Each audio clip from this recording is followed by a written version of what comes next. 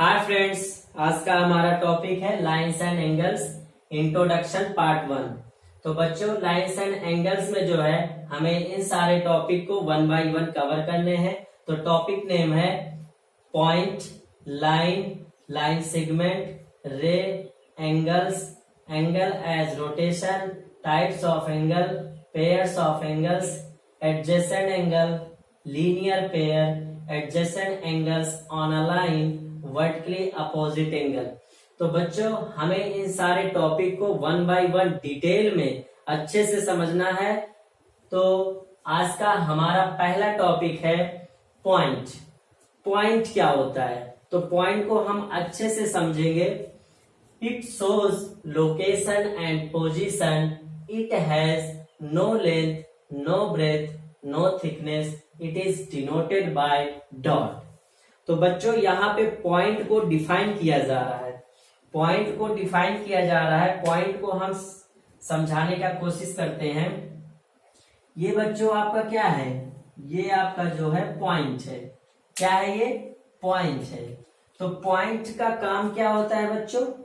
Point का only एक ही काम होता है कि वो जो है आपको लोकेशन या पोजीशन को शो करता है। लोकेशन या पोजीशन को शो करता है। और इसका जो है एक और डिफिनीशन है कि इसमें जो है ना तो लेंथ होता है, ना ब्रेथ होता है, और ना ही थिकनेस। तो यहाँ पे आप समझ सकते हैं, ये आपको जो है लोकेशन और पोजीशन, लोकेशन और पोजीशन शो करता है, और ना ही इसके जो है no length,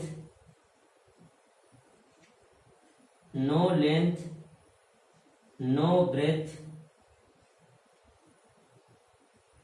and no thickness. तो यहाँ पे आप समझ पा रहे हैं कि यहाँ पे बताया जा रहा है ये जो पॉइंट है, पॉइंट जो है, पॉइंट का काम है लोकेशन या पोजीशन को दिखाना। और इसका जो है ना तो लेंथ होता है, ना ब्रेथ होता है, ना ही थिकनेस होता है। तो हम जिसमें लेंथ, ब्रेथ और थिकनेस नहीं होता है उसे हम क्या कहेंगे? पॉइंट कहेंगे। और पॉइंट का काम क्या होता है? लोकेशन या पोजीशन को शो करना। अब जैसे हमें जो है कोई लाइन आपको मिल जाए, लाइन हमें मिल जाए कोई, ये मान लीजिए ये आपका लाइन है, और हमें पोजीशन को शो करना है। जैसे मान लो ये पॉइंट ए है, तो हमने इस पॉइंट डिनोट कर दिया कि जो है ये पोजीशन जो है ए का, ये पोजीशन है। तो हमने किससे शो किया? पॉइंट से। तो पॉइंट हमें जो है किसी पॉइंट को क्या, किसी भी प्लेस को या किसी लोकेशन को क्या बताता है वो, कि ये आपका ए पॉइंट है। तो वो लोकेशन या पोजीशन को बताता है। और इसका जो है ना तो लेंथ होता है, ना ब्रेथ होता है, और ना ही थिकनेस होता है। और इसको डिनोट कैसे करते हैं? इसको हम डॉट से डिनोट करते हैं। किससे डिनोट करते हैं? डॉट से। तो आप अच्छे से समझ गए होंगे पॉइंट्स का डिफिनीशन। पॉइंट क्या होता है? पॉइंट केवल जो है लोकेशन या पोजीशन बताता है, और ना ही उसके लेंथ होते हैं, ना ही ब्रेथ होता है, और ना ही थिकनेस होता है। और उसको हम डॉट से डिनोट करते हैं। तो बच्चों, आपको ये पॉइंट्स जो है अच्छे से समझ में आया होगा। अब हम नेक्स्ट टॉपिक लेते हैं। तो बच्चों, अब हमारा जो है नेक्स्ट टॉपिक है लाइन। लाइन क्या होता है? तो लाइन को हम अच्छे से समझेंगे। पहला पॉइंट है आपका collection of point of line which can extended to infinite from both side. It has no fixed point. It is denoted by AB double arrow. तो बच्चों, यहाँ पे बताया जा रहा है कि लाइंस का डिफिनीशन क्या होता है। तो आप यहाँ पे डिफिनीशन को अच्छे से समझ लेना। अब हम इसको जो है अच्छे से एक्सप्लेन करते हैं। तो यहाँ पे कहा जा रहा है collection of point. Collection of point का मतलब क्या होता है बच्चों? ये मान लीजिए हम जो है, ये आपके क्या है? पॉइंट्स हैं। ये आपके क्या है? पॉइंट्स हैं। तो आप यहाँ समझ पा रहे होंगे कि यहाँ पे कहा जा रहा है कलेक्शन ऑफ पॉइंट।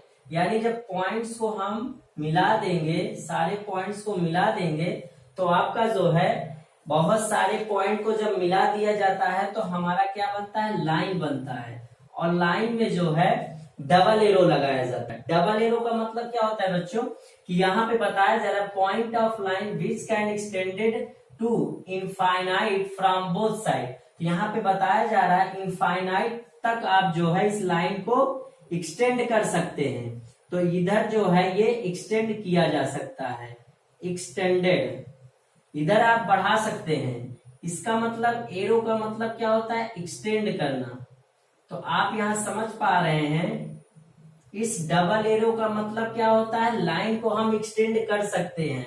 और ये जो आपका एरो है इसका मतलब ये भी होता है कि not fixed point, not fixed, ये आपका फिक्स्ड नहीं है। इधर भी क्या हो जाएगा, नॉट फिक्स्ड। तो आप यहां समझ पा रहे हैं, हम यहां बताना चाह रहे हैं आपको कि बहुत सारे पॉइंट को, यानी बहुत सारे पॉइंट को जब मिला दिया जाता है तो आपका लाइन बनता है। और लाइन बनाते हम डबल एरो लगा देते हैं। डबल एरो का मतलब होता है कि हम इस लाइन को इनफाइनाइट तक दोनों साइड, इधर भी एक्सटेंड कर सकते हैं और इधर भी एक्सटेंड कर सकते हैं। और ये जो आपका पॉइंट है ये जो है फिक्स नहीं होता। तो यहाँ पे दिया it has no fix point. तो यहाँ पे आप लाइन पर जो है कोई भी फिक्स पॉइंट नहीं पाएंगे। फिक्स पॉइंट क्यों नहीं मिलेगा, क्योंकि इसको हम एक्सटेंड कर सकते हैं। एक्सटेंड करने का मतलब होता है कि वहां पे कोई फिक्स पॉइंट है ही नहीं। तो आप जो है लाइन को अच्छे से समझ गए होंगे कि हम लाइन का डिफिनीशन क्या बताना चाह रहे हैं। लाइन क्या होता है, कलेक्शन ऑफ पॉइंट, यानी बहुत सारे पॉइंट को मिला दिया जाता है तो आपका लाइन बनता है। और उसके बाद हम इसमें डबल एरो लगा देते हैं। और इस डबल एरो का मतलब क्या होता है, इधर साइड भी एक्सटेंड किया जा सकता है, इधर भी साइड एक्सटेंड किया जाता है। और इसके जो पॉइंट होते हैं, इसमें जो पॉइंट होते हैं कोई भी फिक्स नहीं होता है। तो यहाँ पे नॉट फिक्स और नॉट फिक्स। तो आप यह समझ गए होंगे कि लाइन क्या होता है।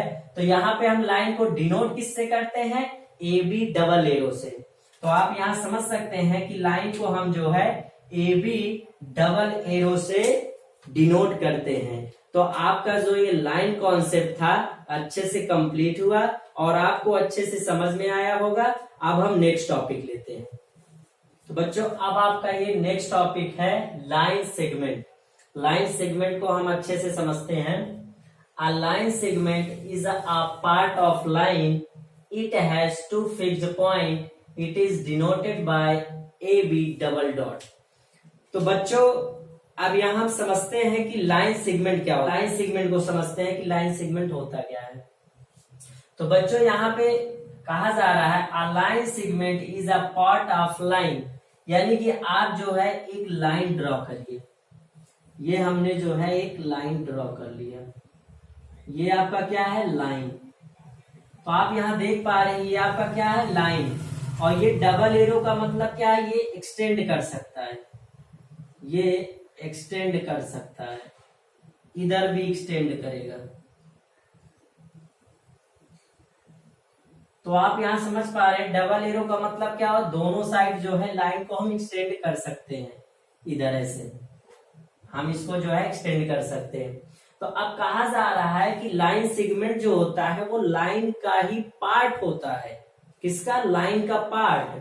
तो अब जो है हमें जो है इस लाइन का पार्ट है, तो हम लाइन के पार्ट में जो है अब यहाँ पे बताया जा रहा है इसमें दो फिक्स पॉइंट होता है। तो हम ये जो है दो फिक्स पॉइंट ले लिया,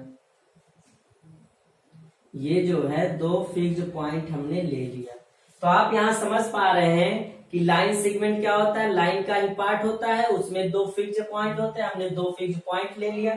अब हम क्या करेंगे, इस दोनों फिक्स पॉइंट से जो लाइन सेगमेंट बना हुआ है उसको बाहर निकाल लेंगे। तो ये आपका ये जो है बाहर आ गया। तो आप समझ पा रहे होंगे कि यहाँ पे डबल डॉट का मतलब है, इस डॉट का मतलब है कि ये जो है फिक्स्ड है, फिक्स्ड पॉइंट। डबल डॉट का मतलब दिया गया है यहाँ पे, इस डॉट का मतलब है फिक्स्ड पॉइंट, इधर भी जो है फिक्स्ड पॉइंट। तो ये ए और बी जो पॉइंट है आपके वो क्या है, फिक्स्ड है। ये इधर एक्सटेंड नहीं करेगा, दोनों साइड जो है इसके पॉइंट जो है यहाँ पे फिक्स्ड है, ये एक्सटेंड नहीं करने वाला है, क्योंकि यहाँ पे जो ए बी है, ए और बी जो पॉइंट है वो हाँ फिक्स्ड पॉइंट है। तो आप यहाँ समझ गए होंगे कि लाइन सेगमेंट क्या होता है। लाइन सेगमेंट जो है आपका लाइन का ही पार्ट होता है। तो ये आपका लाइन हुआ, लाइन से ही हमने दो पॉइंट को फिक्स किया और उस दो पॉइंट से हमने जो लाइन सेगमेंट बनाया उसको बाहर निकाल लिया। तो ये आपका क्या हो गया, ये आपका हो गया लाइन सेगमेंट। ये आपका क्या हो गया, लाइन सेगमेंट। तो यहाँ पे आप समझ गए होंगे कि लाइन सेगमेंट क्या होता है और इसको डिनोट किससे करते हैं, ए बी डबल डॉट से। तो आप समझ गए होंगे कि जो है आप लाइन को भी अच्छे से समझे, आप लाइन को भी समझा, पॉइंट को भी समझा और लाइन सेगमेंट को भी अच्छे से समझ लिया। तो बच्चों ये लाइन सेगमेंट आपका कॉन्सेप्ट कंप्लीट हुआ। अब हम नेक्स्ट टॉपिक लेते हैं। बच्चों अब आपका ये नेक्स्ट टॉपिक है रे। रे क्या होता है, a ray is a part of line. A ray is part of line. It has one fixed point and other is not fixed. It is denoted by AB, single dot and single arrow. तो बच्चों हमें यहाँ समझना है कि ये रे होता क्या है। तो यहाँ पे बताया जा रहा है क्या, पार्ट ऑफ लाइन, लाइन का ही पार्ट है।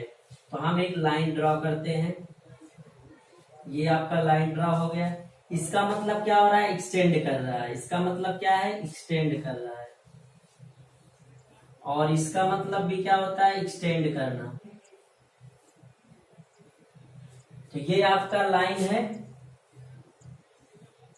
लाइन क्या होता है, लाइन जो है कलेक्शन ऑफ पॉइंट होता है और इसके जो पॉइंट होते हैं वो फिक्स नहीं होते हैं। दोनों साइड जो है इसके लाइन को हम एक्सटेंड कर सकते हैं। तो ये आपका हमने लाइन का डायग्राम बनाया।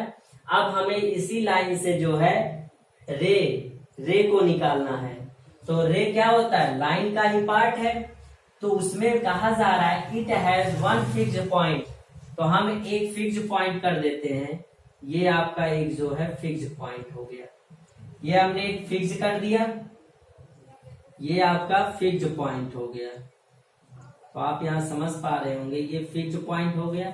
और अदर इज नॉट फिक्स्ड, तो ये जो है अदर हो गया। तो अदर क्या है, नॉट फिक्स्ड। तो यहाँ पे आप समझ पा रहे होंगे अदर को हमने क्या कर दिया, नॉट फिक्स्ड। तो ये जो है ये आपका पूरा लाइन है और हमने एक पॉइंट को फिक्स किया और एक को नहीं फिक्स किया है। अब हमें यहां से यहां तक, यहां से यहां का जो है हम पूरा बाहर निकाल लेंगे। तो ये आपका बी पॉइंट हो जाएगा। तो हम यहां से इसको बाहर निकालते हैं तो ये आपका ऐसा बन जाएगा। तो बच्चों आप यहां समझ पा रहे हैं ये आपका फिक्स पॉइंट है, फिक्स पॉइंट है और ये नॉट फिक्स्ड है। एरो का मतलब क्या होता है, इसको हम एक्सटेंड कर सकते हैं। तो यहाँ पे जो है एक साइड एक्सटेंड होगा और एक साइड एक्सटेंड नहीं होगा, क्योंकि यहाँ पे डॉट लगा है। डॉट का मतलब है फिक्स, वो आगे नहीं बढ़ेगा। और जिधर एरो लगा होता है वो आगे बढ़ सकता है। तो आप यहाँ समझ गए होंगे कि जो है रे होता क्या है। रे क्या होता है, लाइन का ही पार्ट होता है। तो हमने लाइन के पार्ट से उसको निकाल के दिखा दिया। ये आपका ए बी हो गया। इसको हम डिनोट किससे करते हैं, A B single dot and single arrow से। तो इसके जो है एक फिक्स पॉइंट होते हैं और एक नॉट फिक्स पॉइंट होता है। तो आप यहाँ अच्छे से समझ गए होंगे कि रे होता क्या है। तो आप जो है पॉइंट को अच्छे से समझा होगा, लाइन को भी समझा होगा, लाइन सेगमेंट को भी समझा होगा और ये आपका रे भी अच्छे से समझ में आ गया होगा। तो आपका जो है ये रे कॉन्सेप्ट जो है अच्छे से फिनिश हुआ। तो अब हम नेक्स्ट टॉपिक लेते हैं। तो बच्चों ये आपका नेक्स्ट टॉपिक है एंगल। एंगल को अब हम समझते हैं। हमने पॉइंट को समझा, लाइन को समझा, लाइन एंड सेगमेंट को समझा और रे को भी समझ लिया। अब हमें एंगल को समझना है अच्छे से। एंगल होता क्या है, an angle is an inclination between two rays with same initial point. तो यहाँ पे क्या बोला जाए, सेम इनिशियल पॉइंट। तो बच्चों यहाँ पे कहा जा रहा है एक पॉइंट है, एक पॉइंट है आपका, एक पॉइंट है और इस पॉइंट से जब टू रेज निकलती हैं, यानी सेम इनिशियल पॉइंट से जब दो रेज निकलती हैं, उसके बाद जो एंगल फॉर्म होता है उसी को हम क्या कहते हैं, एंगल। तो आपको समझ में आया होगा। इस इनिशियल पॉइंट को O डिनोट करते हैं और इस रे को A और इसको V, इसको हम B डिनोट किया, यानी O A एंड B। तो हमने जो है क्या किया बच्चों, एक पॉइंट जो लिया, उस पॉइंट से दो रेज को निकाला, दो रेज निकले, उससे जो एंगल बना हुआ है उसे हम क्या कहते हैं, एंगल।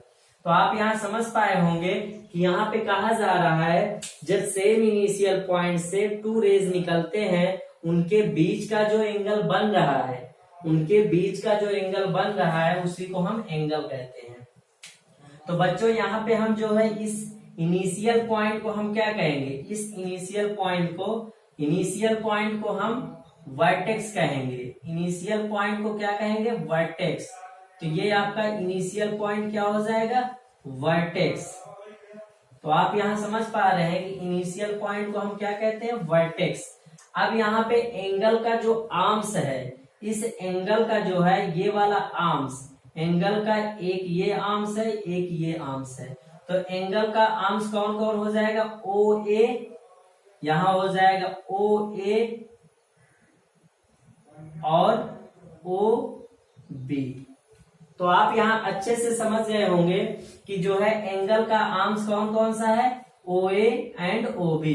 तो यहाँ पे आप समझ रहे होंगे कि एंगल को हम डिफाइन करने का कोशिश कर रहे हैं कि एंगल होता क्या है। एक हमने पॉइंट लिया, उस पॉइंट से टू रेज को निकाला, उसके बीच का जो एंगल बनता है उसी को हम एंगल कहते हैं। और ये हमारा जो इनिशियल पॉइंट होता है, इसको हम इनिशियल पॉइंट को वर्टेक्स बोलते हैं। और ये हमारा आर्म्स ऑफ द एंगल, यानी जो एंगल का आर्म्स है, एक ये है एक ये है, तो ओ ए जो है आर्म्स हो जाएगा और ये ओ बी, तो ये जो है एंगल के आर्म्स है। एक ये हो जाएगा और एक ये हो जाएगा आर्म्स। तो आप समझ गए होंगे कि आपको यहाँ पे आर्म्स समझ में आ गया, वर्टेक्स समझ में आ गया, एंगल समझ में आ गया। अब हम जो है एंगल को डिनोट किससे करते हैं, angle is represented by, angle को हम जो है इस सिंबल से, तो यहाँ पे आप समझ सकते हैं इस सिंबल से जो है एंगल को डिनोट किया जाता है। ये जो आपका सिंबल दिया गया है ये एंगल का रिप्रेजेंट करता है, इससे जो है एंगल रिप्रेजेंट होता है। अब बच्चों हम जो है, अब हमें एंगल लिखना होगा, तो हम कितने टाइप से एंगल लिख सकते हैं। तो हम जो है एंगल के टाइप्स को लिखने का प्रयास करते हैं। पहला हम लिख सकते हैं ए ओ बी, क्या लिख सकते हैं, ए ओ बी। दूसरा बी ओ ए, क्या लिख सकते हैं, बी ओ ए। और तीसरा हम ओ लिख सकते हैं। तो यहाँ पे बताया जा रहा है बच्चा, यहाँ पे एंगल ओ ही है ना, ये आपका एंगल बन रहा है तो ओ है ये। जहां पे एंगल बनता है उसका जो पॉइंट होता है, उस पॉइंट को हम बीच में रखते हैं। तो ये ओ है ना, इस पे एंगल बन रहा है, तो ये पॉइंट ओ जो है आपका बीच में ही होना चाहिए। अगल बगल कुछ भी हो चलेगा, लेकिन बीच में वही एंगल होना चाहिए जिस एंगल पे वो बना हुआ है। तो ये पॉइंट पे एंगल बना है तो इस पॉइंट को बीच में ही होना है। तो आप जो है एंगल को अच्छे से समझ पाए होंगे। हमने एंगल को क्या समझाया, एक पॉइंट लेना है, उस पॉइंट से जब दो रेज निकलते हैं उनके बीच का जो एंगल बनता है उसी को हम एंगल कहते हैं। और इस इनिशियल पॉइंट को हम वर्टेक्स बोलते हैं। और एंगल के आर्म्स ओ ए है और एंगल का आर्म्स जो है ओ बी भी है। तो यहाँ पे आप समझ चुके होंगे। और हम इसको एंगल को रिप्रेजेंट किससे करते हैं, इस सिंबल से। तो ये जो है एंगल का रिप्रेजेंटेशन है। और इसको जो है जब हमें एंगल लिखना होता है, नेम उसका देना होता है, तो हम angle A O B, angle B O A और एंगल ओ, तो इन तीन टाइप से जो है हम एंगल का नेम दे सकते हैं। इन 3 टाइप से हम एंगल का नेम दे सकते हैं। तो बच्चों ये आपका एंगल का कॉन्सेप्ट अच्छे से आपको समझ में आया होगा। अब हम नेक्स्ट टॉपिक लेते हैं। तो ये आपका नेक्स्ट टॉपिक है एंगल एज अ रोटेशन। तो यहाँ पे आपको समझना है कि degree symbolized as degree is an unit for measuring angle. तो हम जो है एंगल को किस में मेजर करते हैं? डिग्री में। तो एंगल का यूनिट क्या होता है? डिग्री होता है। इसका सिंबल ये होता है। अब बच्चों हम जो है यहाँ समझते हैं कि जो है सेकंड पॉइंट को हम समझते हैं। ये जो आपका जो है एक सर्कल हमने लिया, इस सर्कल पे जो है हमने एक वर्टेक्स O और A लिया, ये वर्टेक्स हो गया। तो बच्चों आपको पता है जब आप एक कंप्लीट रोटेशन लेते हैं, जब आप एक कंप्लीट रोटेशन लेते हैं तो वन रोटेशन जब आप कंप्लीट करते हैं, जब एक रोटेशन आपका कंप्लीट हो जाता है तो वो कितने डिग्री की इक्वल होता है? 360 डिग्री। कितने? 360 डिग्री। तो बच्चों आप यहाँ समझ सकते हैं कि जब एक रोटेशन कंप्लीट होता है तो 360 डिग्री की इक्वल होता है। तो हम इस सर्कल को 360 डिग्री होता है, तो 360 डिग्री को हम जो है 360 इक्वल पार्ट्स में डिवाइड कर सकते हैं। इसको हम 360 इक्वल पार्ट्स में डिवाइड कर सकते हैं। कितने? 360 इक्वल पार्ट्स। जब आप एक कंप्लीट रोटेशन लेते हैं तो आपका एंगल कितना बन रहा है? 360 का बन रहा है। तो आप 360 का जब एंगल बन रहा है तो 360 इक्वल पार्ट्स में इसको डिवाइड कर सकते हैं। तो जो एक पार्ट होगा आपका, एक पार्ट वो कितने डिग्री के इक्वल होगा? 1 डिग्री के, क्योंकि ये 360 टोटल है। 360 डिग्री टोटल है, तो 360 डिग्री को जब आप 360 इक्वल पार्ट्स में डिवाइड करते हैं, ये कंप्लीट रोटेशन आपका 360 है, तो 360 डिग्री को जो है आप 360 इक्वल पार्ट्स में डिवाइड करेंगे तो जो एक पार्ट आएगा वो आपका कितने डिग्री के बराबर होगा? 1 डिग्री के। तो आप यहाँ समझ पा रहे हैं कि 1 complete rotation about the vertex is divided into 360 equal parts. तो यहाँ पे बताया जा रहा है कि जब वर्टेक्स के थ्रू आप एक कंप्लीट रोटेशन करते हैं तो आप इसको आप जो है 360 इक्वल पार्ट्स में डिवाइड कर सकते हैं, क्योंकि ये 360 डिग्री बनता है। एक कंप्लीट रोटेशन ले लेंगे तो 360 के इक्वल होता है और 360 डिग्री बन रहा है, तो 360 डिग्री को आप 360 इक्वल पार्ट्स में डिवाइड करते हैं। और वो भी जो है एक पार्ट जो डिवाइड होगा, ये जो एक पार्ट आएगा आपका 1 डिग्री के इक्वल होगा। जितने भी 1 पार्ट आपके 360 होंगे वो सभी पार्ट किसके इक्वल होंगे? 1 डिग्री के इक्वल। तो आप यहाँ समझ पाए होंगे 1 रोटेशन इज इक्वल टू क्या होता है? 360। जब ये एक कंप्लीट रोटेशन 360 होता है तो आप जो है इस सर्कल को 360 इक्वल पार्ट्स में डिवाइड कर सकते हैं, और 360 इक्वल पार्ट्स में डिवाइड होगा तो जो उसका एक पार्ट होगा वो 1 डिग्री के इक्वल होगा। तो आप यहाँ जो है इस फर्स्ट पॉइंट को अच्छे से समझ पाए होंगे। एक फर्स्ट पॉइंट का मतलब क्या होता है कि जब आप एक कंप्लीट रोटेशन करते हैं तो 360 डिग्री बनता है। तो 360 डिग्री बना तो 360 डिग्री को जो है आप 360 इक्वल पार्ट में जब डिवाइड करेंगे तो जो एक पार्ट होगा वो किसके इक्वल होगा? 1 डिग्री के, क्योंकि ऐसे ही 1 डिग्री जब ऐड कर दोगे तो 360 डिग्री हो जाएगा कि नहीं। तो ये आपका जो है एक पार्ट किसके इक्वल होगा? 1 डिग्री। तो बच्चों ये आपका पहला पॉइंट अच्छे से कंप्लीट हुआ। अब हम सेकंड पॉइंट लेते हैं। तो बच्चों ये आपका नेक्स्ट पॉइंट है 1 degree is further divided into 60 equal part, each part being called 1 minute. तो यहाँ पे बताया जा रहा है कि जब 1 डिग्री को, यानी 1 डिग्री है, 1 डिग्री को जब आप 60 इक्वल पार्ट्स में डिवाइड करेंगे, 60 इक्वल पार्ट में डिवाइड करेंगे, जो उसका एक पार्ट होगा वो 1 मिनट के इक्वल होगा। यानी उसका जो एक पार्ट होगा वो किसके इक्वल होगा? 1 मिनट। तो यहाँ पे बताया जा रहा है जब उसका एक पार्ट जो है 1 मिनट का होगा तो 1 डिग्री किसके इक्वल होगा? 60 मिनट। तो आप यहां समझ पा रहे होंगे 60 मिनट को हम ऐसे भी, इस सिंबल का मतलब होता है मिनट। तो यहाँ पे आप समझ पा रहे होंगे जब 1 डिग्री को हम 60 इक्वल पार्ट्स में डिवाइड किया, 60 इक्वल पार्ट्स में डिवाइड किया, तो उसका जो एक पार्ट है, एक पार्ट जो है वो किसके इक्वल है? 1 मिनट के इक्वल है। तो जब वह एक पार्ट उसका 1 मिनट के इक्वल है, तो 1 डिग्री किसके इक्वल होगा? 60 मिनट। तो यानी यहाँ पे अब बताया जा रहा है जब 60 मिनट कवर होता है तो कितने एंगल कितना बनता है? 1 डिग्री का। यानी जब 60 मिनट जो है कवर हो जाएगा, जब 60 मिनट होता है तो 1 डिग्री बनता है, यानी 1 डिग्री का एंगल बनता है। तो आप यहाँ समझ पा रहे होंगे, हम समझाना चाह रहे हैं कि जब 1 डिग्री को 60 इक्वल पार्ट्स में डिवाइड करते हैं और उसका जो एक पार्ट होता है, एक पार्ट जो होता है वो 1 मिनट के इक्वल होता है, तो 1 डिग्री किसके इक्वल होगा? 60 मिनट। जब 60 मिनट कवर हो जाएगा, 60 मिनट कवर होगा तो एंगल 1 बनता है, एंगल 1 डिग्री, यानी 1 डिग्री का एंगल बनता है, 1 डिग्री बनता है। तो आप यहाँ समझ पा रहे होंगे कि 1 डिग्री किसके इक्वल होता है? 60 मिनट के इक्वल।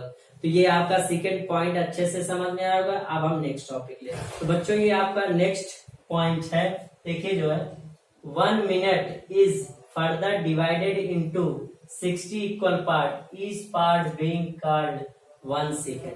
तो यहाँ पे बताया जा रहा है जब 1 मिनट को आप कितने पार्ट्स में डिवाइड कर सकते हैं? 1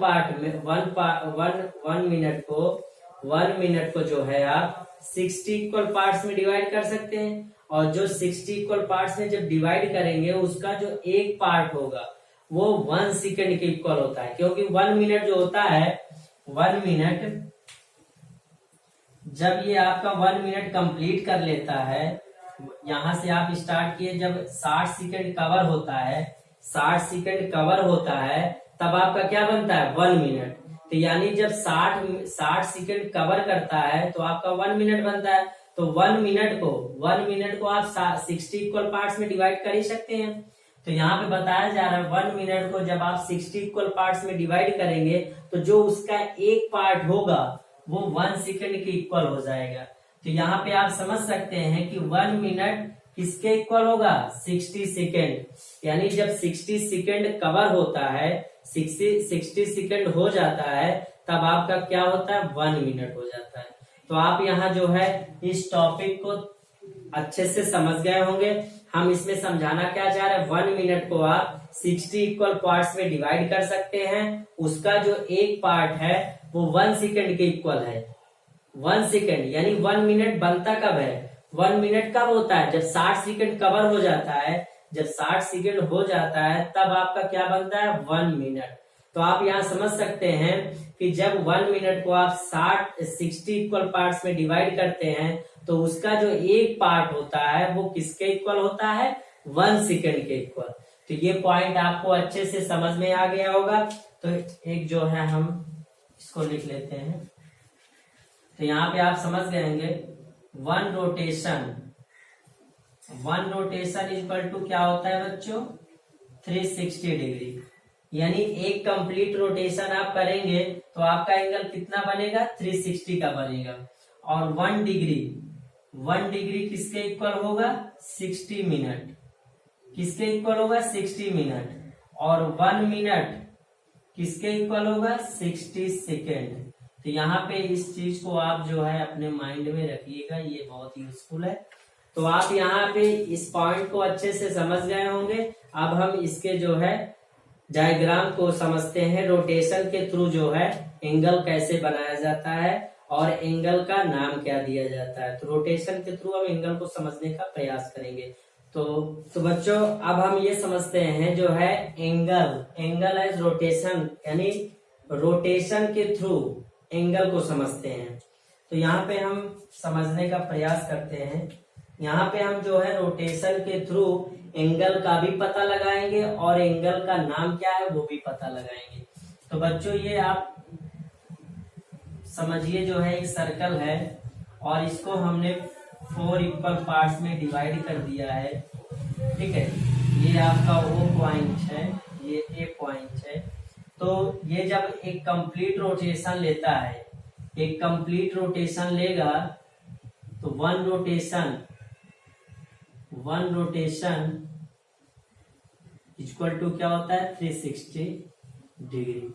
तो यहाँ पे आप समझ पा रहे होंगे, जब ये पूरा कवर कर लेगा चारों पार्ट, यानी जब ये भी पार्ट कवर कर ले, ये भी कवर कर ले, ये भी कवर कर ले, ये भी कवर, यानी चारों पार्ट जब कवर कर लेगा तो आपका वन रोटेशन हो जाता है क्या, वन रोटेशन इक्वल टू क्या हो जाता है 360 डिग्री।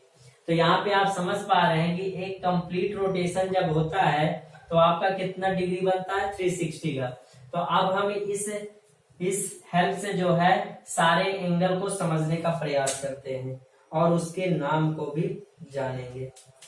तो पहला हम लेते हैं बच्चों, यहाँ पे हम इसको लेते हैं, ये है आपका 4 इक्वल पार्ट्स में हमने डिवाइड कर दिया, ये O है, ये A। तो आप यहाँ समझिए कि जो है आप मान लीजिए आप यहीं पर हैं, इसी पॉइंट पर हैं, तो ये आपका 0 डिग्री है ना। तो आप यहाँ समझिए कि आप यहीं पर खड़े हैं, स्टार्टिंग पोजीशन पे हैं आप कहाँ हैं, स्टार्टिंग पोजीशन पे हैं। तो बच्चों ये बताइए, जब आप स्टार्टिंग पोजीशन पे है तो आपने कोई रोटेशन नहीं किया है, आपने कोई भी रोटेशन नहीं किया है, यानी 4 पार्ट्स में हमने डिवाइड किया है तो आपने एक भी पार्ट्स को कवर नहीं किया है। तो यानी आप स्टार्टिंग पोजीशन पे जब होते हैं तो आपका एंगल कितना बनता है 0 डिग्री, और 0 डिग्री को हम क्या बोलते हैं, 0 एंगल। तो यहाँ पे आप समझ पा रहे होंगे, जब आप स्टार्टिंग पोजीशन पर रहेंगे तो आपका एंगल क्या बनेगा 0 डिग्री का, और उसका नाम क्या होगा 0 एंगल। तो पहला फिगर आपका ऐसा आएगा कि जब आप स्टार्टिंग पोजीशन पे रहेंगे तो एंगल क्या होगा 0 डिग्री होगा, और उस एंगल का नाम क्या होगा 0 एंगल। अब हम जो है सेकंड लेते हैं, इसको जो है 4 पार्ट्स में डिवाइड कर दिया, ये O और ये A हो गया। अब आपने क्या किया, आपने जो है एक पार्ट कवर कर लिया, आपने एक पार्ट क्या कर लिया, कवर कर लिया।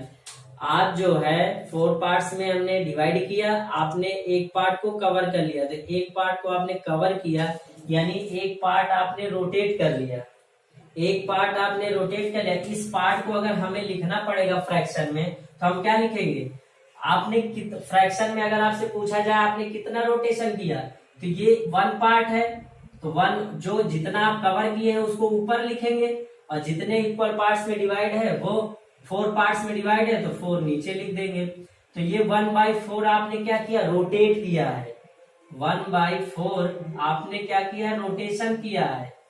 तो आप यहाँ समझ पा रहे हैं कि जो है आपने एक पार्ट को कवर कर लिया है, तो एक पार्ट को आपने कवर किया तो कितना रोटेशन हुआ, 1/4 रोटेशन।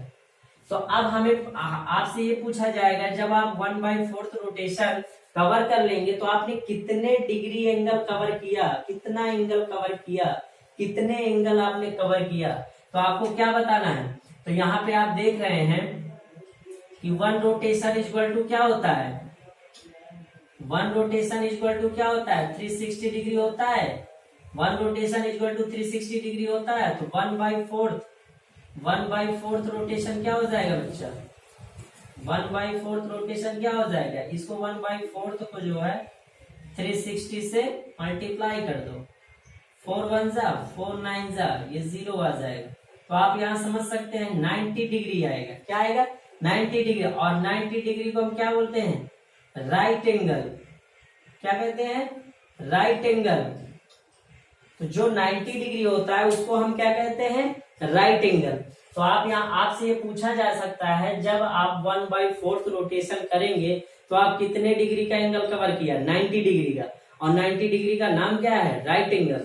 तो आप यहाँ समझ पा रहे हैं कि जो है रोटेशन के थ्रू जो है एंगल बताया जा रहा है, और एंगल के टाइप्स को भी बताया जा रहा है। कौन सा टाइप्स है, राइट एंगल है, ये 0 एंगल है। तो आप यहाँ अच्छे से समझ पा रहे होंगे। अब हम जो है नेक्स्ट लेते हैं, नेक्स्ट समझने का प्रयास करते हैं। ये आपका है, इसको हमने 4 इक्वल पार्ट्स में डिवाइड किया। अब आप जो है ये O और ये A आपने यहाँ पे B, यानी आपने यहां से यहां तक कवर कर लिया। यानी कितने पार्ट्स कवर किया? 2 पार्ट्स कवर कर लिया। तो 2 पार्ट्स आपने कवर किया तो कितना रोटेशन किया? 2 पार्ट कवर किया तो 2 आप ऊपर लिखो, 4 इक्वल पार्ट्स में डिवाइड है, 4 नीचे लिखो, ये आपका रोटेशन हो जाएगा। तो आपने कितना रोटेशन किया? रोटेशन आपने कितना किया? 2/4 रोटेशन। इसको सिंप्लीफाई करो, 2 1 जा 2 2 जा, ये हो जाएगा 1/2 रोटेशन। तो आप यहाँ समझ पा रहे हैं कि 1/2 रोटेशन जब आप 1/2 रोटेशन करते हैं तो कितने डिग्री का एंगल बनेगा? कितने डिग्री का? तो आपको हमने सिखाया जो है 1/2 रोटेशन का डिग्री निकालना है। तो हमने ये सीखा है 1 रोटेशन इक्वल टू क्या होता है? 360 डिग्री। तो 1/2 रोटेशन क्या हो जाएगा? 1/2 रोटेशन क्या हो जाएगा? 1/2 को जो है 360 से मल्टीप्लाई कर दो, तो 2 1 जा 2 1 जा 2 8 जा और 0। यहाँ पे आप देख सकते हैं 180 डिग्री एंगल। और 180 डिग्री एंगल क्या होता है बच्चा? Straight angle. क्या होता है? Straight angle. तो आप यहाँ समझ पा रहे होंगे कि आपको जो है रोटेशन के थ्रू हम एंगल निकालना सिखा रहे हैं। रोटेशन आपने इतना किया तो कितना एंगल आएगा वो निकालना सिखा रहे हैं, और इसी के थ्रू जो है आपको एंगल का टाइप भी बताया जा रहा है। तो आप यहाँ अच्छे से समझ पा रहे हैं, जब हाफ रोटेशन होगा तो कितना डिग्री एंगल बनेगा? 180। और एंगल कौन सा होगा? Straight angle. तो आप यहाँ अच्छे से समझ पा रहे होंगे। अब हम जो है नेक्स्ट लेते हैं। ये आपने 4 इक्वल पार्ट्स में डिवाइड किया, ये O हुआ, ये O, A हुआ, ये B होगा। तो आपने अब कितना कवर किया? अब आपने 3 पार्ट्स को कवर कर लिया है। तो 3 पार्ट्स को आपने कवर कर लिया तो इसको फ्रैक्शन में क्या लिखेंगे? 3/4 रोटेशन। तो 3/4 रोटेशन निकालना है हमें। 3/4 रोटेशन क्या होगा? कितना? अगर इतना आप रोटेट करते हैं तो कितना एंगल कवर किया आपने? तो 1 रोटेशन इक्वल टू क्या होता है? 360 डिग्री। तो 3/4 को 360 से मल्टीप्लाई कर दो, 4 1 जा 4 9 जा 0 और 9 3 जा 27, ये 0 आ जाएगा। तो आप यहाँ देख पा रहे हैं 270 डिग्री का एंगल बना। और 270 डिग्री एंगल क्या हो जाएगा? Reflex angle. ये क्या हो जाएगा आपका? Reflex angle. रिफ्लेक्स एंगल आपको पता होगा, रिफ्लेक्स एंगल जो है 180 से 360 के बीच का होता है। 180 डिग्री से 360 के बीच का जो एंगल होता है वो आपका रिफ्लेक्स एंगल होता है। तो आप यहाँ समझ गए होंगे कि जब 3/4 रोटेशन आप करेंगे तो आपका 270 डिग्री का एंगल बनेगा, और उस एंगल का नाम क्या होता है? Reflex angle. और रिफ्लेक्स एंगल कितने के बीच में आता है? 180 से 360 डिग्री के बीच में आता है। अब हम जो है लास्ट इसका समझते हैं। 4 इक्वल पार्ट्स में हमने डिवाइड किया, ये O और ये A। तो आपने क्या पूरा कवर कर लिया? पूरा कवर कर लिया। जब पूरा कवर हो गया तो इसको फ्रैक्शन में हम क्या लिखेंगे? 4/4 रोटेशन। 4/4 रोटेशन लिखेंगे बच्चा। तो यहाँ पे हमने 4 1 जा 4 1 जा, तो यहाँ पे क्या आ जाएगा? 1 रोटेशन। 1 रोटेशन।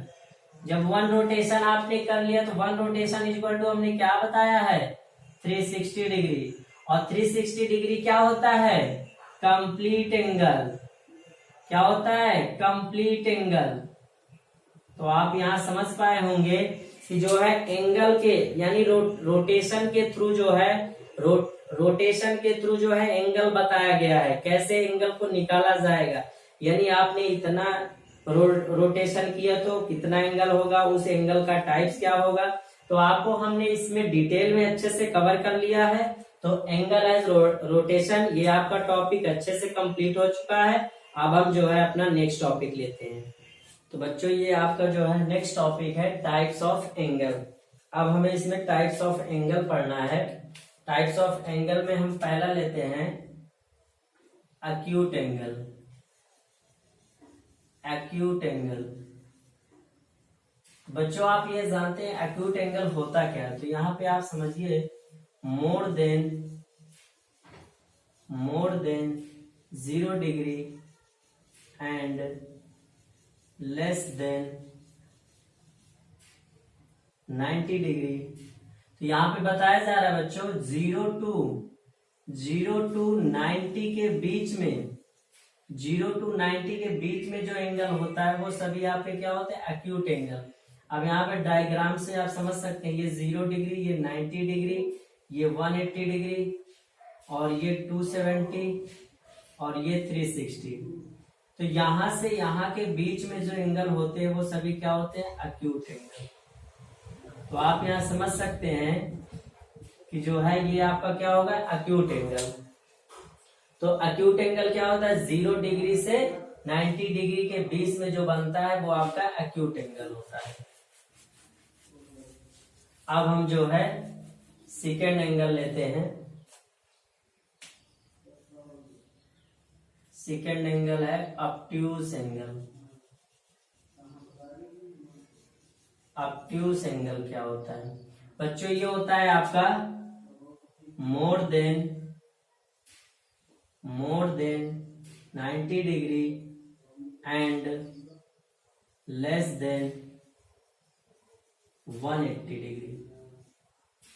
तो यहां पे आप ये समझिए कि 90 से 180 के बीच में जो एंगल होते हैं वो आपके सभी क्या होते हैं? Obtuse angle. अब इसे हम डायग्राम से समझ सकते हैं 0, 90, 180, 270, 360, यानी 90 और 180 के बीच में जो आते हैं वो सभी क्या होंगे? Obtuse angle. तो आप यहाँ पे समझ पा रहे हैं कि जो है ऑब्ट्यूज एंगल क्या होता है? 90 से ज्यादा होना चाहिए और 180 से कम होना चाहिए, वो आपका क्या होता है? Obtuse angle. अब हम जो है लास्ट टॉपिक लेते हैं आपका, इसका है रिफ्लेक्स एंगल। रिफ्लेक्स एंगल क्या होता है बच्चों? रिफ्लेक्स एंगल जो होता है वो 180 to 360 के बीच में, यानी 180 से 360 के बीच में जो एंगल होता है वो सब क्या होते हैं? Reflex angle. तो इसको हम समझ सकते हैं 0 डिग्री, 90 डिग्री, 180 डिग्री, 270 और 360। तो यहां से 180 to 360 इसके बीच में जो एंगल आते हैं वो सभी क्या होते हैं? Reflex angle. क्या होते हैं? Reflex angle. तो यानी कि 180 से ज्यादा और 360 से कम वो आपका क्या होता है? Reflex angle. तो बच्चों आप जो है टाइप्स ऑफ एंगल अच्छे से समझ पाए होंगे। तो आज का वीडियो हम यहीं तक बताएंगे बच्चों, क्योंकि हमारा वीडियो बहुत ज्यादा लंबा हो गया है।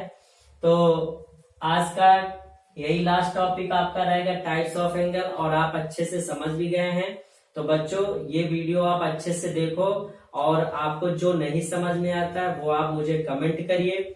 और बच्चों आप जो है अपना फीडबैक जो है जरूर दीजिए, क्योंकि आपके फीडबैक से जो है हमें मोटिवेशन होता है और हम अपने नेक्स्ट जो वीडियो लाएंगे उसमें और अच्छा करने की कोशिश करेंगे।